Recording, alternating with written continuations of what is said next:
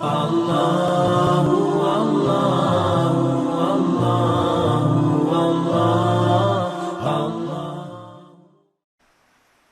akan sebutkan misal salah satu contoh kisah.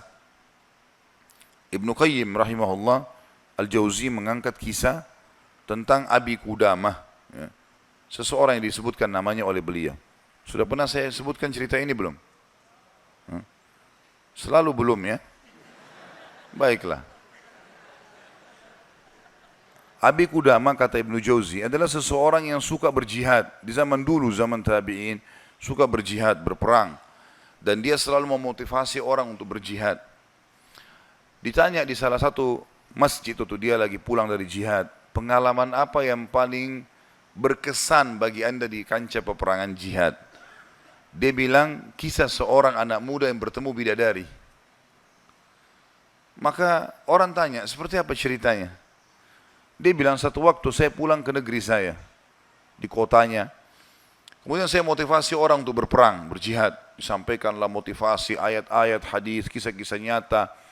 Sampai orang-orang pada termotivasi untuk berjihad. Dia bilang, setelah selesai saya pulang, besok saya ingin bentuk pasukan, bergabung dengan pasukan muslimin untuk berjihad. Ya.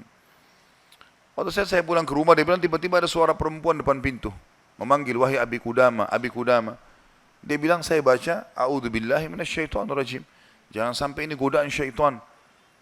Perempuan malam-malam memanggil-manggil depan rumah. Dia enggak bilang, saya enggak mau buka pintu. Terdengar lagi suara kedua kali, Abi Qudamah, Abi Qudamah, buka pintu. Suara perempuan. Dia bilang, a'udzubillahi minasyaitonirrajim. Saya enggak mau buka ini, takut jadi fitnah, gitu kan. Terus perempuan itu rupanya nyaut depan pintu. Dia bilang, wahai Abi Qudamah, bukankah anda yang memotivasi kami berjihad? Dan saya terpengaruh dengan itu.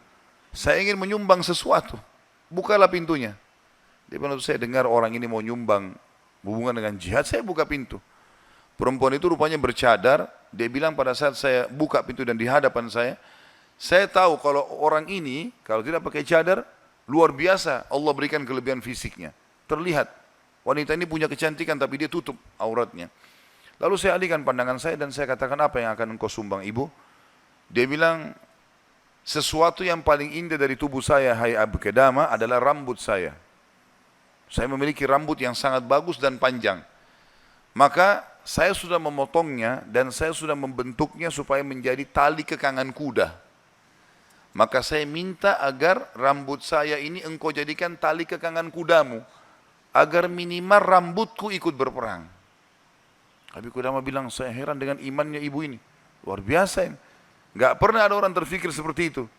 Rambutnya panjang, lebat, tebal, dipotong, lalu dibuat sedemikian rupa sehingga bisa menjadi tali kekangan kuda. Gitu kan. Pakailah ini Abi Qudamah. Abi Qudamah bilang, baiklah, diambil.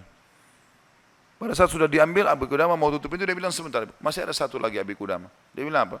Suami saya mati syahid. Dan semoga Allah terima, semoga juga kami disatukan di surga. Dan dia mewariskan seorang anak laki-laki yang mirip seperti dia. Maksudnya keimanannya, fisiknya, segala macam. Saya harap anda tidak menolak anak saya besok ikut berjihad. Kata Abi Qudamah, baiklah. Tutup pintu, besok pagi habis sholat subuh, habis syuruk, menjelang duha, berkumpullah orang-orang yang mau ikut jihad untuk bergabung dengan pasukan muslimin. Setelah Abi Qudamah bilang, saya motivasi mereka, datanglah seseorang dari belakang saya berteriak, Abi Qudamah, Abi Qudamah. Suara seorang laki-laki. Dia bilang, saya balik ke belakang. Waktu saya balik, saya seperti melihat matahari. Artinya, ada seorang laki-laki putih, tinggi, gagah, rambutnya indah, fisiknya kekar di atas kuda. Dia bilang, saya sendiri kagum lihat orang ini. Luar biasa secara fisik, membuat orang sudah kagum. Dia bilang, terus dia bilang, hai Abi Qudamah, saya anaknya ibu semalam yang memberikan rambut kepada anda. Dan saya siap untuk ikut berperang. Dan wasiat ibu saya agar saya jangan pulang. Suruh mati syahid. Kata Abi Qudamah, saya kagum melihat lagi anak ini. Sudah kagum melihat ibunya, kagum melihat anaknya. Bagaimana keyakinan mereka berdua tentang janji Allah. Dan hidupnya di situ sudah.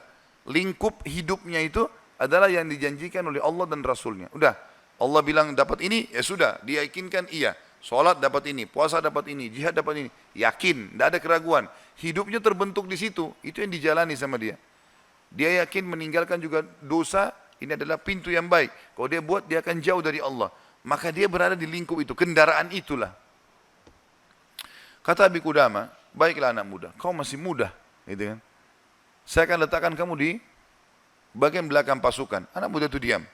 Dia bilang, Abi Qudamah bilang, ini saya tentu simpulkan ceritanya ya, karena saya tidak hafal secara lafaz letter tentang kisah, tapi saya datangkan poinnya gitu. Kata Abi Qudamah waktu perang lagi berkecamuk, tiba-tiba anak muda ini sudah ada di depan. Lalu saya lihat dia, dan memang di pikiran saya dia bilang cuma anak muda itu saja. Saya datangin dia, hai anak muda mundurlah. Kamu masih muda, belum berpengalaman, gitu kan. Saya khawatir atas dirimu. Dia bilang, wahai Abi Qudamah, Allah berfirman, hai orang-orang beriman, kalau kalian bertemu dengan orang kafir, jangan kalian mundur.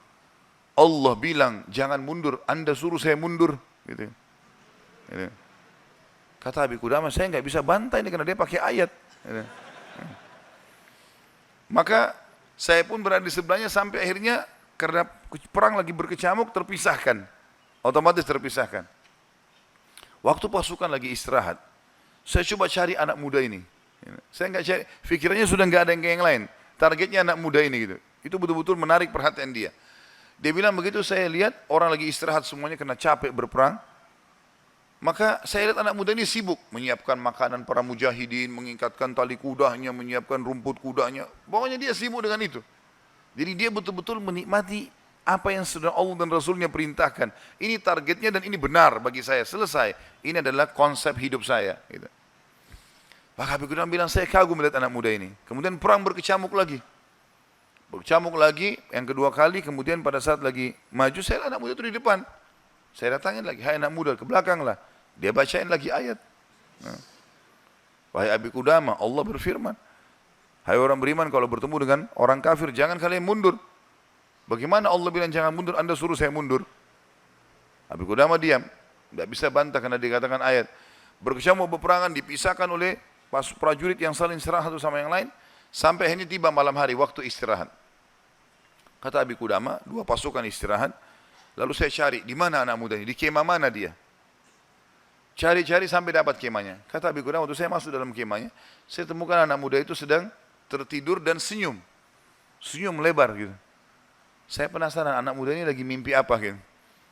Dia bilang saya tunggu sampai senyumnya sudah redah. Kemudian saya tepuk, bangunkan. Hai anak muda bangunlah.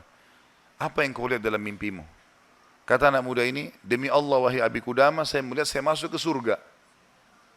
Saya masuk surga, saya lihat taman-taman, saya lihat pelayan-pelayan, lihat luar biasa surga yang luas. Dan saya lihat seorang wanita yang sangat cantik, saking cantiknya sampai saya tidak sabar untuk menjamahnya. Gitu kan. Lalu dia mengatakan, belum waktunya hai suamiku. Padahal sebenarnya anak muda ini belum menikah. Ya. Lalu dia bilang, engkau, perempuan itu bilang, engkau akan bertemu dengan aku besok siang. Kata anak muda itu, setelah itu Anda bangunkan saya. Dan saya berharap Allah membuat saya mati syahid besok. Untuk mendapatkan apa yang Allah janjikan. Yang jelas, kata Abi Qudamah, saya kagum. Artinya Abi Qudamah pun sekian tahun berjihad, belum pernah mimpi seperti ini. Gitu kan? Besok pagi dia bilang berkecamuk lagi peperangan. Saya temukan anak muda itu di depan. Terus dia menyerang musuh. Gitu kan? Sampai akhirnya peperangan selesai. Dan sudah menang muslimin, korban banyak di musuh dan di orang muslim. Anak Abi Qudamah bilang target saya mengejar mana? Cari anak muda ini. Terbunuhkah atau belum terbunuhkah? Dicari. Dia bilang saya cari di jenazah prajurit muslim yang disusun. Ternyata ada bergeletakan. Saya temukan ada anak muda itu. Penuh dengan darah. Gitu. Ya. Tapi masih hidup. Dan dia lihat, waktu saya datang dia dengan senyum mengatakan, Abi Qudamah kesinilah. Dalam kondisi lagi luka-luka ini. Berdarah-darah. Gitu ya. Kata Abi Qudamah, saya pun datang. Apa beritamu hai anak muda? Dia bilang, hai Abi Qudamah, kalau kau pulang nanti ke kampung kita, ke negeri kita, sampaikan ke ibu saya salam dan bilang impian beliau sudah terkabulkan. Artinya, saya akan menyusul ayah saya mati syahid. Lalu pesannya ini luar biasa. Dia bilang apa? Wahai Abi Qudamah, apa kau ingat kisah tadi malam bidadari dalam mimpi saya? Kata Abi Qudamah, iya. Sekarang ada di sebelah saya. Sedang senyum dan menunggu ruh saya keluar. Lalu dia akan membawa saya ke surga. Lalu kata Abi Qudamah, orang itu pun meninggal dunia. Dalam kondisi dia tersenyum gitu kan. Maka Abi Qudamah bilang, saya menangis, gak bisa menahan melihat luar biasanya. Ibunya luar biasa, anak muda ini luar biasa. 17 tahun, punya kelebihan fisik yang mungkin tadi saya bilang, kebanyakan kita di Indonesia dihabiskan pada hal yang foya-foya, coba-coba kemaksiatan. Ini semua omong kosong nih, dari syaitan, bukan begitu. Anak muda ini dididik oleh ibunya untuk targetnya surga. Pokoknya bagaimana berperang mati syahid, seperti itulah. Kata Abi Qudamah, saya pun menguburnya. Waktu kami pulang ke negeri kami, target saya ke rumah ibunya. Bukan ke rumah saya lagi. Orang semua pada pulang ke rumahnya, ketemu keluarganya. Dia bilang, saya cari ibunya anak muda itu. Begitu dapat rumahnya, saya ketuk pintu, dibuka. Ibu itu buka. Ibu itu begitu lihat, saya tahu Abi Qudamah. Dia bilang, wahai Abi Qudamah, apa kau datang berbelasungkawa atau kau datang untuk membawa berita gembira? Kata ya, Abi Qudamah, apa maksud anda ibu? Dia bilang, kalau anda pulang, mengatakan anak saya ikut pulang bersama anda, berarti itu belasungkawa. Saya enggak mau anak saya pulang. Mau mati syahid. Tapi kalau anda bilang anak saya mati syahid, berarti itu berita gembira. Abi Qudamah bilang, saya enggak tahan menangis. Lalu saya mengatakan, ibu, berita gembira, Allah sudah kabulkan impianmu. Anakmu telah menyusul suamimu dan semoga Allah kabulkan. Ibu itu menangis, sujud syukur kepada Allah. Gara-gara berhasil anaknya menjalankan perintah Allah. Ini yang banyak luput dari kita nih. Kita malah bangga kalau anak kita yang cantik keluar dengan telanjang sana sini, terbuka auratnya. Atau mungkin meninggalkan pesantren dan sekolah di sekolah yang tidak ada pendidikan agamanya. Atau keluar ke negara-negara kafir yang akhirnya mereka terdidik dengan hal-hal yang tidak baik. Hanya karena bangga dengan urusan dunia. Bukan bangga dengan urusan akhiratnya. Padahal itu tanggung jawab kita. Jadi teman-teman sekalian, menanamkan muraqabah, yakin kalau Allah mengawasinya, yakin akan janji Allah terhadap ibadah yang dia kerjakan, yakin ancaman Allah kalau dia melanggar, maka ini poin yang sangat penting, ini yang sedang kita bahas. Masalah bagaimana dia mendidik jiwanya dalam masalah muraqabah.